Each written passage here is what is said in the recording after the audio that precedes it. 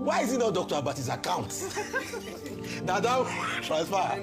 Mistakenly go to. I claim it in the name of Jesus. Dr. Abati, that's wrong. Prayers answered. That's wrong. Let Nigerians not mix prayer. Why is the son of the serving IG that security votes money We go to church to pray. went to Famous. Why is it not Dr. Abati's account? So long. If we had the country, by today, Egbeto should have gone to report himself in front of EFCC. All right. This explanation Ben Udeyi is trying to do on TV that is not working, it should be Egbeto that should be explaining to the EFCC. But nothing will happen. Okay. That's the sad part. We don't have a country. Now to an exclusive interview making waves internationally. Nigeria's First Lady, Senator Oluremi Tinubu, has pushed back strongly against claims that Christians are being systematically exterminated in Nigeria. The First Lady told CBN News in Washington that the violence in Nigeria is rooted in poverty, terrorism, and political instability rather than religious persecution. She warned that labeling it genocide could actually embolden the very terrorists carrying out the attacks. Let's take a look. Is there genocide in Nigeria? I don't think so. I don't think so. I don't think so because when you look at these areas, it was first the headers conflict, and it has been there for years.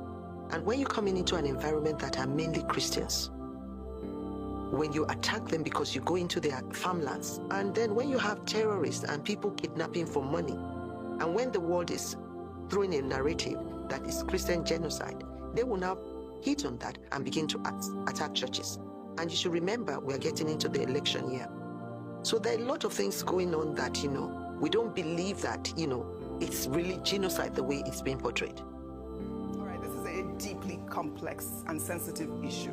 The First Lady's words have sparked a debate both at home and among Nigerians in the diaspora. As critics argue, the numbers tell a different story. According to Open Doors World Watch list, over 70% of Christians killed worldwide in recent years have died in Nigeria. Ayo, the First Lady, is re-echoing the federal government stance that there is no Christian genocide in Nigeria. Your thoughts? I don't think we should be surprised at that. She's married to the president. I don't expect her to go on an international platform like that and say that, yes, there's Christian genocide when the government's position has consistently been that there isn't. However, what I would prefer for this government, and perhaps the First Lady in using her soft power, this soft power diplomacy, in granting interviews to convince the international community, particularly the United States of America, is to provide alternative facts. The people, the constituents themselves, people who live in these areas have consistently said that there is, in fact, Christian genocide and, persecution based on their faith. The Christian Association of Nigeria has spoken out. The Pentecostal Fellowship of Nigeria has spoken out. There are religious leaders in the Middle Belt who have spoken out. And this is not just under the Tinubu administration. It's been there consistently before. And the only time their voices were amplified was when President Trump made that tweet. It has been there consistently. The videos of mass graves have been on consistently.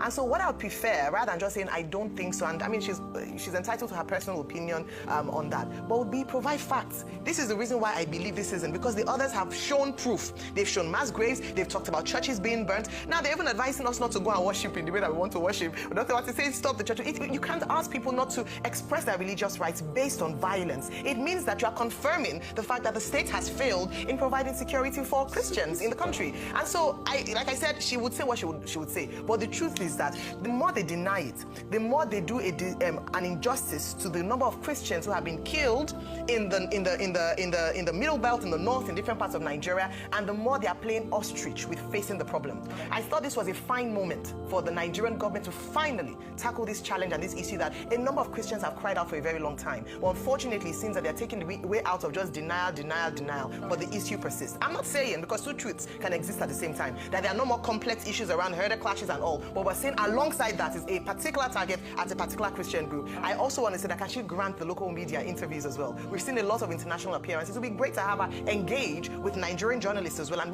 let us, facts for facts, conversation for conversation, and talk about this. Fine. They're asking us to go to the next story, but I know you have something to say. Okay, in this same interview, I want to read a part of it. She personally recounted facing persecution due to her interfaith marriage, being a Pentecostal and married to President Bola Tinubu. Specifically, a Muslim cleric publicly called her heathen and suggested that she should be stoned for openly practicing Christianity.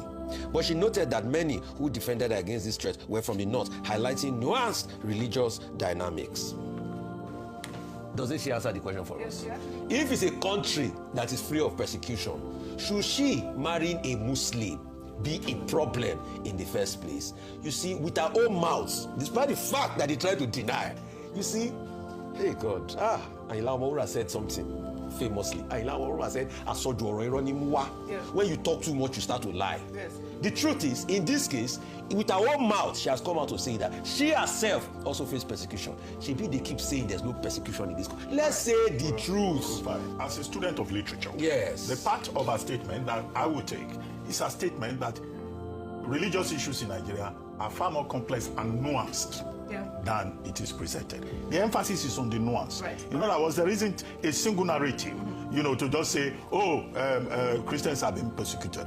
What she's saying really is that there are many dimensions to the story rather than a single narrative. And she confirmed persecution. Right. You are right, Rufai. Well, I said all of us are involved. Yes. The major challenge is insecurity in Nigeria, and the Nigerian government is trying to address it by seeking the cooperation of the United States and other countries.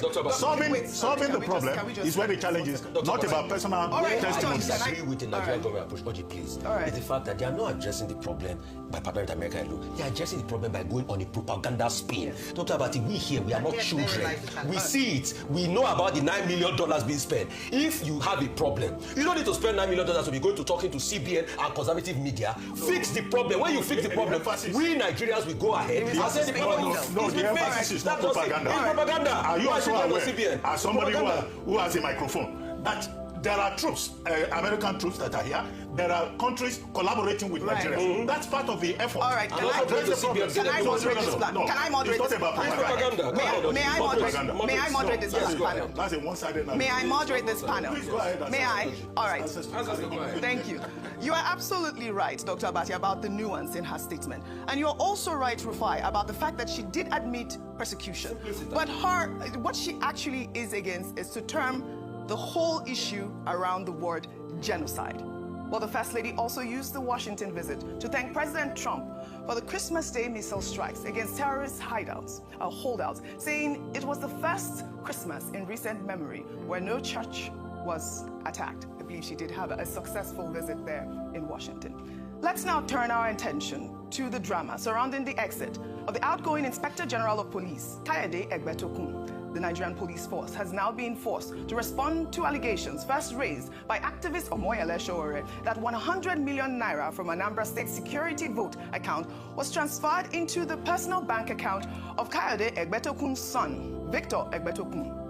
Back in January, Showere's Sahara reporters first published the explosive investigative report detailing transactions from September 2025, alleging the funds were moved from the Anambra State security vote account at Sterling Bank into Victor's personal Zenith Bank account in 4 tranches of 25 million naira each. The report further alleged that while the funds were electronically reversed, on September 29th, they were subsequently withdrawn in cash and redeposited into the same account days later.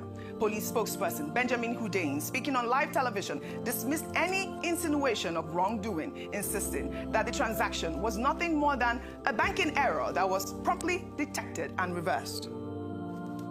It doesn't really make any sense for you to just wake up and commence a campaign of calumny against him. Oh, you could remember when he said, 100 million naira was paid into the account of the son of the IGP. And you know, I called the son of the IGP immediately to find out what happened, and he explained that yes, I saw 100 million in my account, and I told my account officer to reverse the money immediately, which he did. He printed out his statement of account, he showed me, he sent it to me, I saw it, which he did. Only for Sahara reporters to say, oh yes, the money was returned, then cash was withdrawn again and paid into the IGP son's account again. And I saw the statement of account, there was nothing like that. In fact, exposing the details of the account and everything, the young man was forced to close down that account so that people would not use it to commit any other form of mischief. In any case, he has written a petition to the EFCC for that allegation to be investigated. And if it turns out that it falls, then we can invoke the EFCC would invoke the Cyber Crimes Act for cyberbullying. All right, Rufai, I know you have a lot to say, but let me take Omoyele Showere's tweet. In response to that interview, he wrote, "This Boy Scout, Benjamin Hundeyin, who was illegally promoted to ACP by the now fired illegal IGP, admitted that Victor Egbetokun received 100 million naira from the Anambra Security Fund by accident. And because I spoke about it, Egbetokun was going to use the EFCC chairman to charge me with cyber crime. Benjamin Hundeyin should be stripped of his illegally awarded promotion and returned to work as a divisional transport officer, DTO, at a regular police station. These incompetent people should not be allowed anywhere near any serious formation. And you know, Moyo Eleshowore has a way with his words. But you know, he was the first to release this, story, and you know, the police spokesperson did confirm that it actually happened. But you know, Rufai, go ahead. Benno, you're my person, no. But that example, that analogy you give, Benno, I know it's your guy before. You will have not just put mouth in the matter. I know you're a spokesperson, but that your argument no make them at all. Like we were asking in the studio, why is it not Dr. Abati's account that transfer mistakenly go to? I claim it in the name of Jesus. Dr. Abati, that's fraud. Players answer. That's fraud. Let Nigerians don't mix friends. Why is it the son of the serving IG that security votes money We go to church to pray. went to Favors. Why is it not Dr. Abati's So account? long. Did that money go to? Why is it the son of the IG? The question we should ask is, you know, I said this thing yesterday. When I said it, this is Dr. Abati here, I will call you out today. When I said this is Dr. Abati here. Dr. Abati said, that's not the substantive issue, it's the issue that the IG, there's a new IG in town. Whatever may lead to the president leaving it out of it, it's not substantive. Dr. Abati, bí òwe la lulu agidigbo, ọlọ́gbọ́n ní gbọ́ ọmọràn ní sí mọ́. It is like the way that we are beating the agidigbo. What? No, you have to say. When you engage as a drummer, you are not here to come and Interpret. We have as a an drummer. interpreter. Yes. Just be fair and Palace. Dr. Abati. No, tell us in English. No, bí òwe la lulu agidigbo means like, you know, like proverbs, that's when we beat the drum called the agidigbo. Okay, all right. And the interpretation connotes a lot.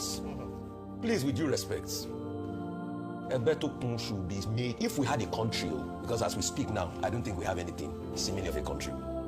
If we had a country, by today, Egbeto should have gone to report himself in front of EFCC. All right. This explanation Ben Ude is trying to do on TV that is not working, it should be Egbeto that should be explaining to the EFCC. All right. But nothing will happen. Okay. That's the sad part. We don't have a country. All right.